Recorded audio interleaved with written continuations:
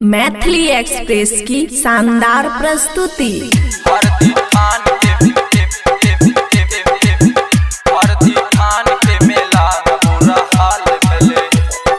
खुशी recording studio बलुआहा। हरदी थान के मेला में बुरा हाल भेले, हरदी थान के मेला में बुरा हाल भेले। कहीं कहीं रोड पर छे पत्थर गिट्टी, तगर छे पैर में केना लगे धूप अगरबत्ती। यहाँ के मुखिया सब पूरे निकम्मा दलाल भेले, हो दलाल भेले। हरदी थान के मेला में बुरा हाल भेले, हरदी थान के मेला में बुरा हाल भेले। हरदी थान के मेला में बुरा हाल भेले, DJ good Madhubani, DJ good Madhubani, बुरा हाल भेले।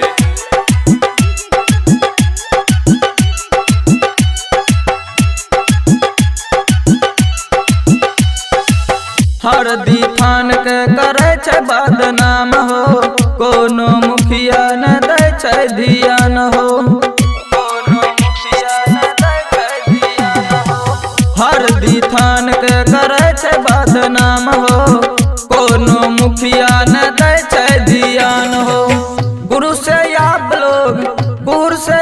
लोग कहे हरदी कंगाल भेले, हो कंगाल भेले। हरदी थान के मेला में बुरा हाल भेले, हरदी थान के मेला में बुरा हाल भेले। हरदी थान के मेला में बुरा हाल भेले।